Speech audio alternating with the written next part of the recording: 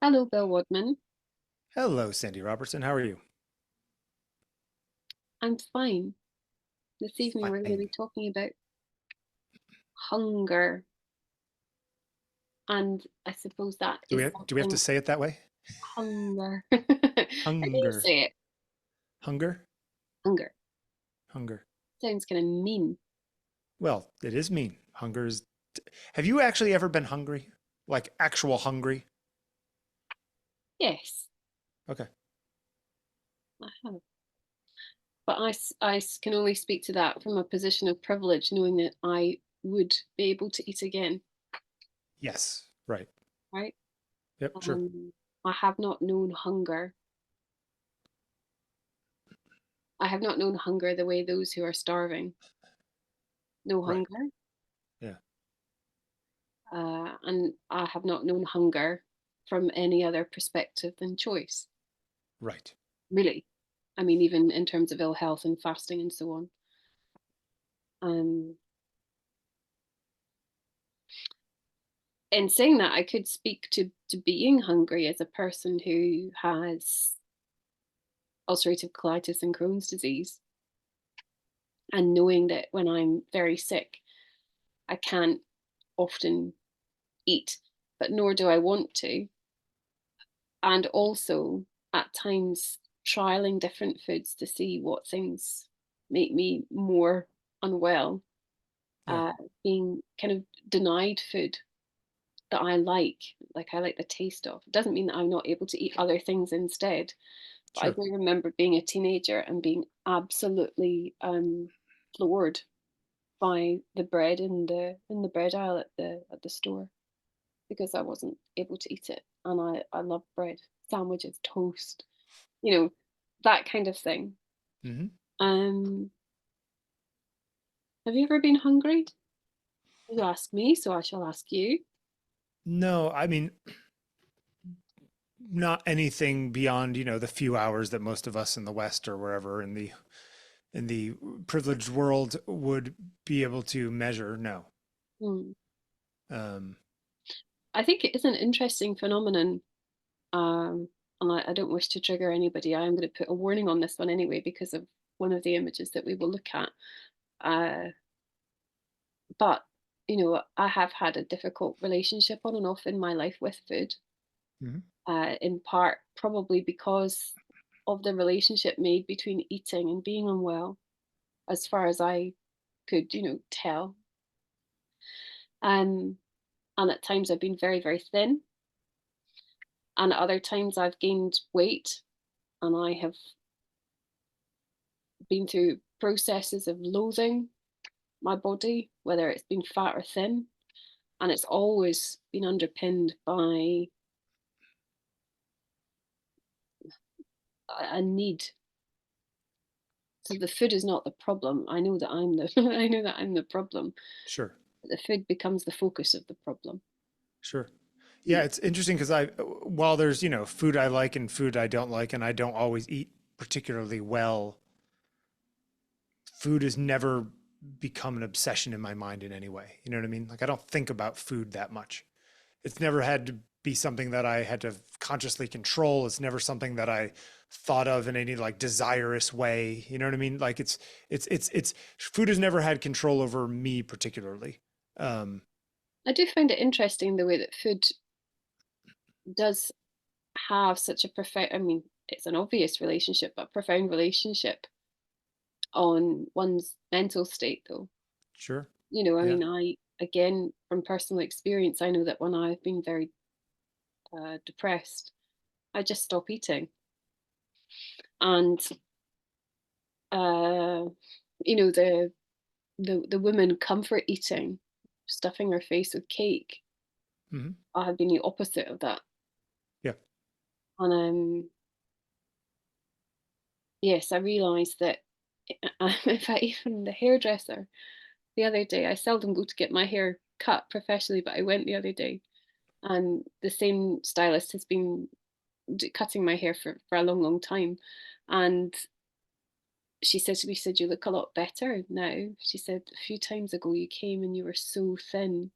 She said, "And you know what? I remember you telling me that your clothes came from Zara.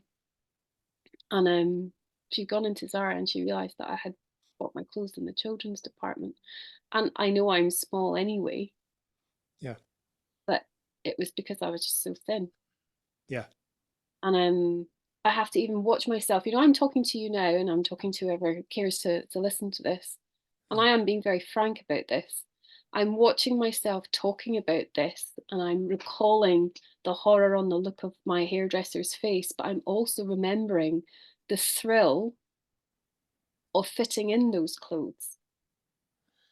Yeah, and that's the double-edged sword, right? Like the question I was about to ask you is, did you like it buying children's clothes or feeling super thin or whatever? And that's the big sort of question, you know? Yes, Right. yes, I You do. know, yeah. And it doesn't matter how much work I do on myself about that, Mhm. Yeah. I acknowledge that in Yep. myself. And I have to be aware of that when I become very low. Sure. Because you start using that as a way to control stuff and everything. Well, yes, that's the simplistic Sure. case of it. Yeah. But Yeah, anyway, it's hunger. interesting.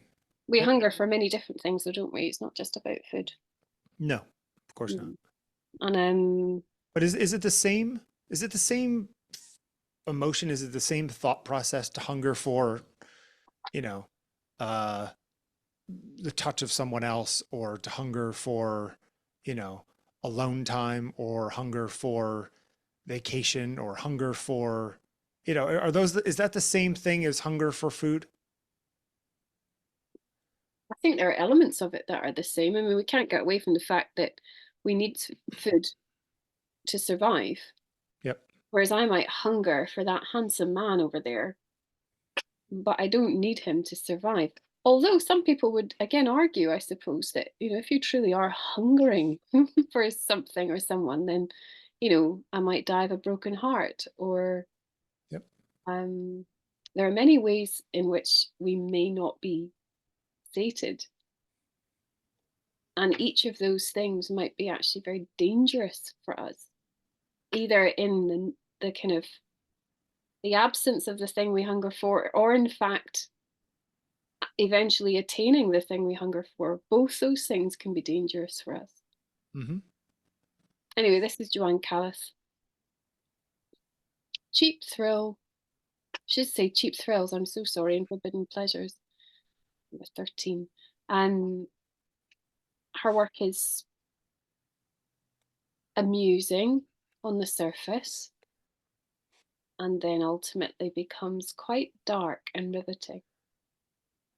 Do you do you see it as forbidden because, well, I mean, there's the choice of the dessert and the way it's presented and stuff has, like, it has sexual connotations, but there's also the sort of idea of, like, you're not supposed to eat that because if you eat that you'll get fat, kind of, you know, Yes, that side I, of things.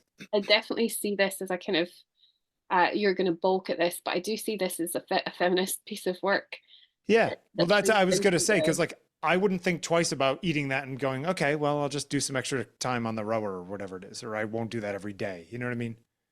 I wouldn't feel guilty about eating that, I guess, is my point, Hmm, personally.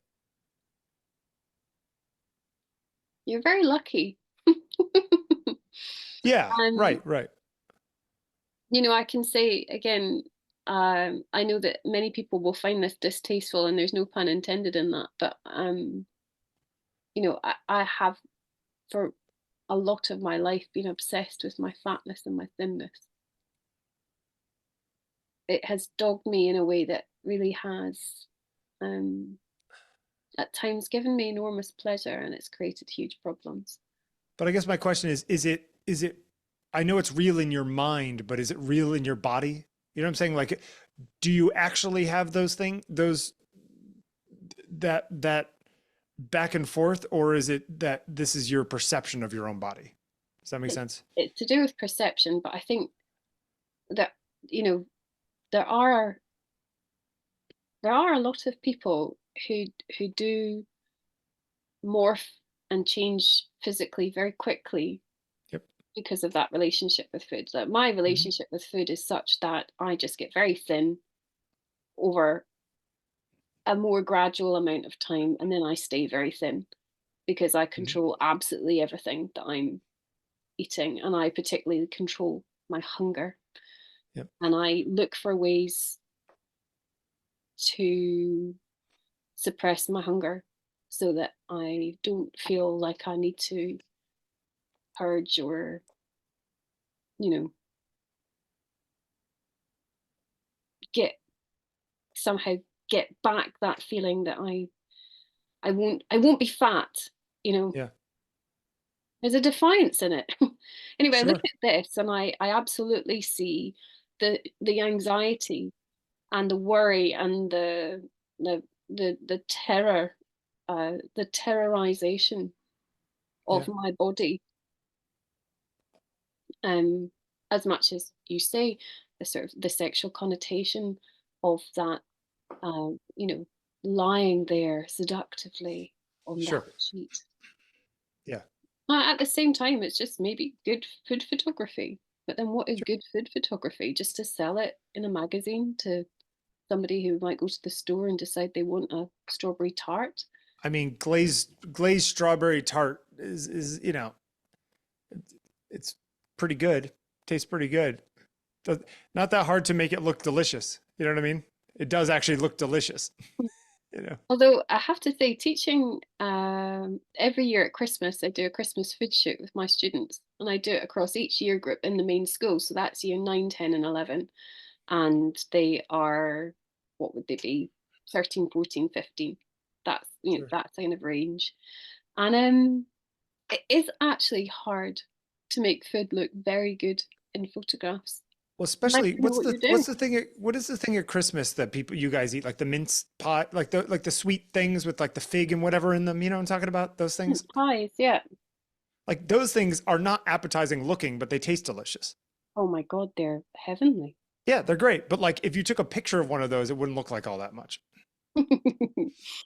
Well, It's like shooting a fig Newton and making it look good. It's just like it's just, you know. there are adverts here in the UK for Marks and Spencers, which is a kind of Sure. chain store, very famous British chain store. And it was all moving image on TV. The advert was it was like a soft centered chocolate pudding, and the fork to very sort of slow, sexy music Sure. digs into the chocolate pudding, and all the chocolate oozes out. Yeah, yeah, And yeah. it was really, I mean, the joke was, it's meant to be like the horniest thing you've seen on television.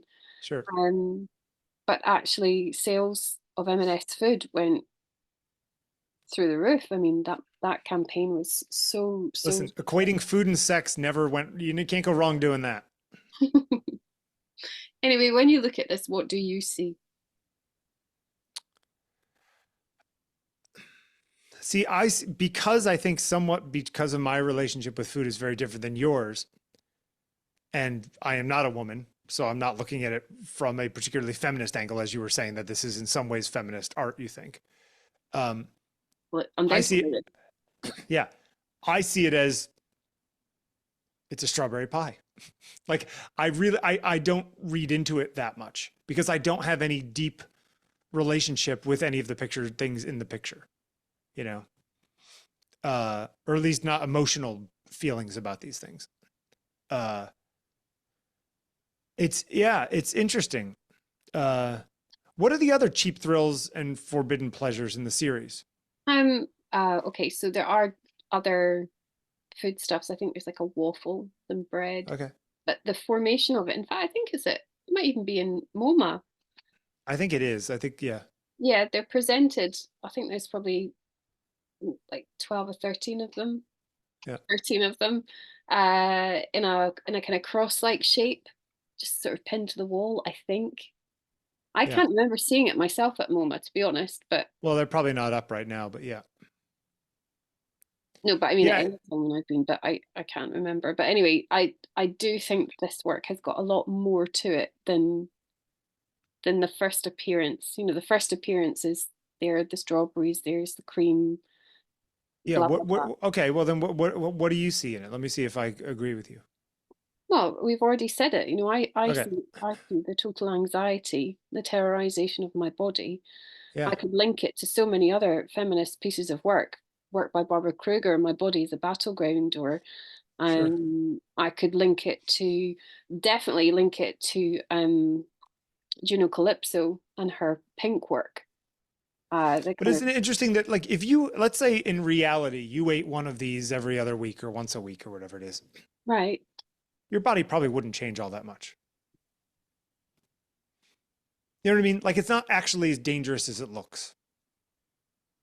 No, but I mean, this is like, for me, this is like looking at an equation. Yeah, And again, I know that some people watching this will just, you know, find this very distasteful, unpleasant, ridiculous. sure. There might be quite a lot of people who would seek to shame me for this way of thinking. But this is genuinely what I do. I'm looking at this and I'm thinking, how many Bikram classes do I have to do? Yeah, How many lengths do I have to swim in the pool? yeah. You know, they're Would, always would the just would, like, would the pleasure you got out of eating it equal all of the Bikram classes and lengths of the pool you'd have to swim? yeah, yes. I mean, the other thing is to temper this with um, this is also phases in life, Sure, right? sure. Yeah, So, and we said already that this links absolutely to, in my case, my mental health or yeah. my circumstances, whether I'm Hmm. going through a jolly, lovely time or a hateful time. I have been through deep, dark, hateful times, unfortunately, for the last 5 years of my life. And I have to say that I've been at my very thinnest, right in the middle of that.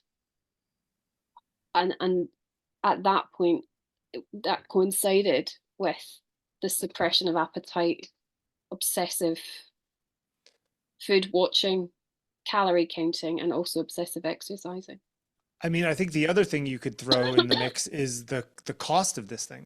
There's a lot of people who might be able to, who might see it in the window and say, I can't spend 6 or 8 pounds on that. You know? Well, yes, it's a frivolity, isn't it? Sure. Yeah. Yeah. I don't know if you ever known anyone like this. My my grandmother's generation, my grandmother was one of three girls, and her youngest sister actually lived near me here. Um, and as an old lady, as she unfortunately became more, uh, her life became overshadowed, overtaken with dementia. She basically started taking away the things that she simply didn't like. And one of the first things to go was really any kind of food that was nutritious. So she lived Yeah. essentially on biscuits. And it wasn't just about ease of eating, it was Sure. about deliciousness. And so she Oh would yeah. have, I mean, she was thin as a rake. She really was. But she used to eat cake till it was practically coming out her ears. Yeah. You were guaranteed to be presented with some kind of flan or Yep. um, pastry or something that was frivolous. And that's Yeah. how she ate. And actually, when you probably know the film Mermaids with Bob Hoskins and Cher. Do you remember that film? Yes. Vaguely. In Yes, that I do. movie, the only thing she feeds her children is party food.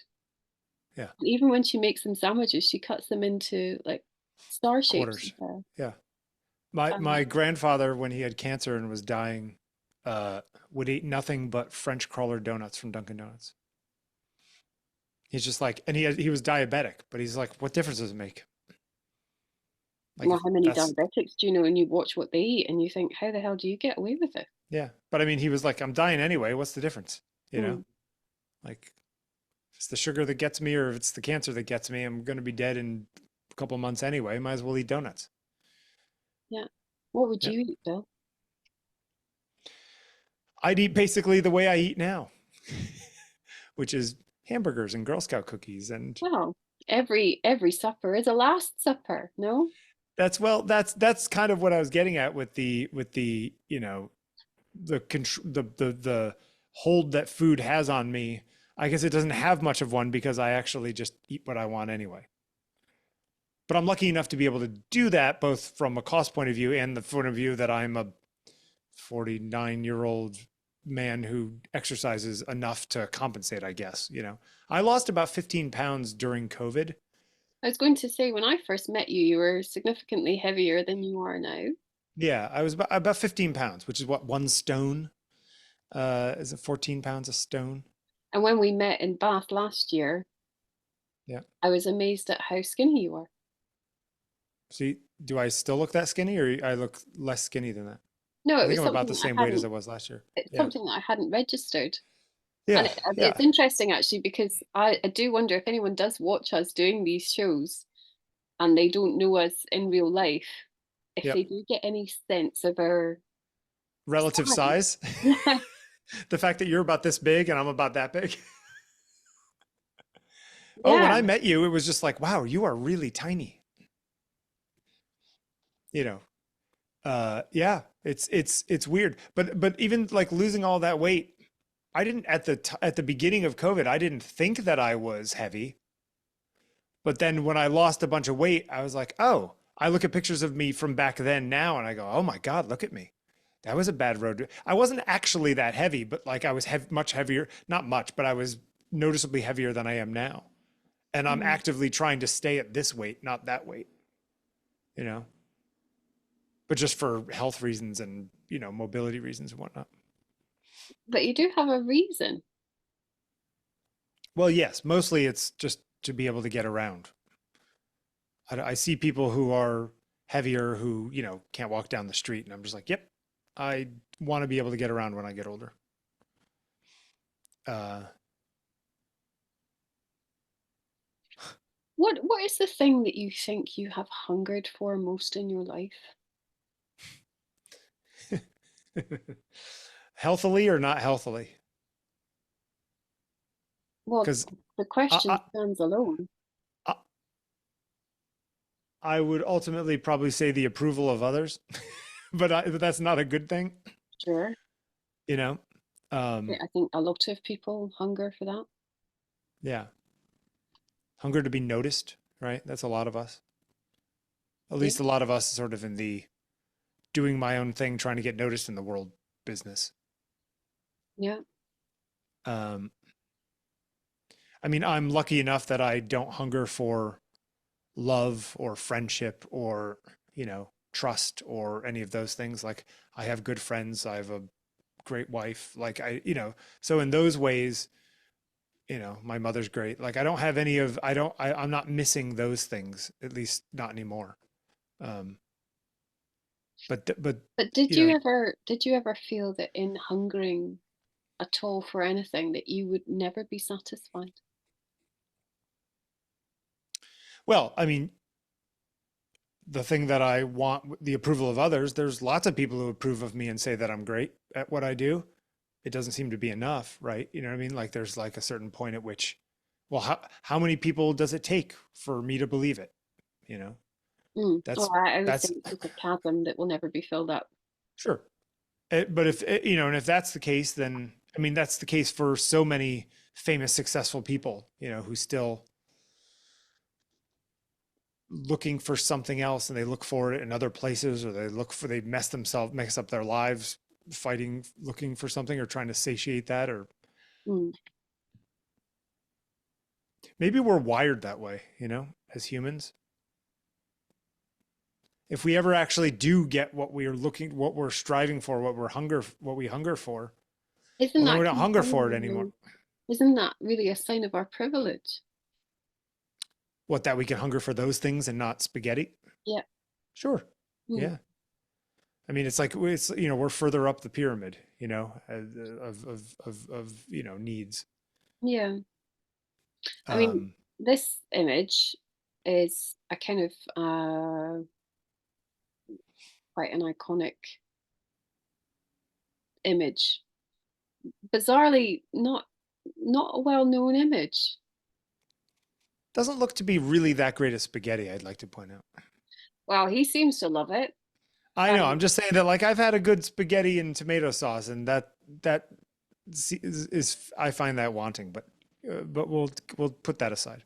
But again, there's more to the hunger that we think we see in this. Yes. Well, If we look at yes. the title, Well, I that's I was going to say is that like it could be A, that he doesn't think he's going to get anything like this again. It could be that this is like his identity as this Italian guy that he's trying to hold on to that.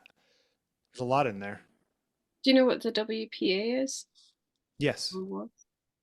Yeah, Well, that's the for those government. people watching who don't know, it's a government or was a government program that was tasked with finding jobs for unemployed Americans. Yep. During the Great Depression. Yeah, and I think it's A lot of art a lot of art works progress works administration or something. it works progress administration. Yeah, I think it was something like that. I mean, Um, all of the Dorothea Lange and all of all of that kind of work was all under the WPA. By the way, there were a number of them. There's also like the CCC, which put people at work building, like you go to a lot of the national parks, a lot of like this staircases that are built and whatever it is were built by the CCC. So there were all these different government organizations just trying to get people back to work. hmm. But the WPA, a lot of the stuff for WPA, interestingly enough, was shot by all these photographers, including Migrant Mother and all the rest of it, uh, was paid for by the government, which means it's technically, I think, in the public domain because of that. But yeah, I didn't know that Weegee. Yeah, Well, I mean, Weegee is famous, most famous for basically, crime scene photos. chasing ambulances, Yep, and occasionally making kind of pap shots of, and uh, smoking cigars. you know, kind of slightly tawdry looking, almost famous people, or Yep. that sort of sense that the flash has gone off in someone's face, and at night somewhere they're stepping out in the rain and in white shoes or something.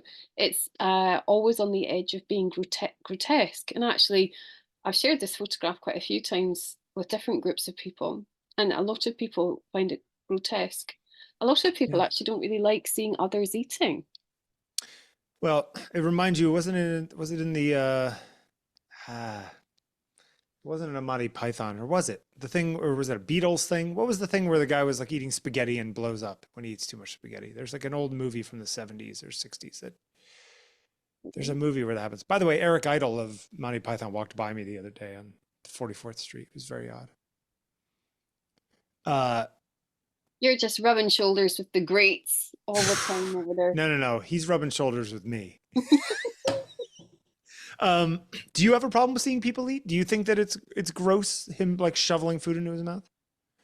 Again, I've gone through phases in my life with this. If I I think think, too much about eating, it freaks me out because you put inanimate objects into a hole in your body and then stuff comes out the other end. It's very disconcerting. yeah, I've gone through phases with, um also that kind of mirrors how I feel in relationship Yeah. anyway to the person that I am observing eating. Oh, interesting. So I have found sometimes being with people eating utterly disgusting, like horrifying. Yeah. But it Um, usually is in concert with the way you feel about them. yes, or often it flags to me something that I haven't addressed about how I feel about them. Hmm. So I have to watch. I mean, It's, all an it's a exercise. signal from your unconscious. Yeah, I have to Yeah. watch myself in these kinds of exchanges with others. But anyway, I find this title leads us into a different understanding of hunger. I Um, agree. and it also is just one of those things where we could talk more broadly and always as artists about how we pair our work with title and what that does for our perception of it, Yeah. what it frees or restricts for the artist. Yeah, I was actually going to say that one day we should do a show just on titles and how titles of artwork, Well, Bill, whether they're useful or not. maybe you could prepare that one week. Okay, I can do that. Okay, we can do that for next week, right? Because Well, next week I'm in Boston, but yes, we could do it the next time we record. oh, I knew you would get out of this somehow. Yeah. Anyway, actually, there is one more image, but I'm going to save it. I'm not going to show it tonight because I feel like our conversation is such that it would not be the right photograph to show on this Fair enough. session. Okay. Um, but yes, we'll come back to it another time. But needless to say, I mean, hunger. What do we hunger for? What what does it mean to be hungry? You and I are both incredibly privileged people, Of course. Yeah. and we don't know the meaning of the ache of true hunger.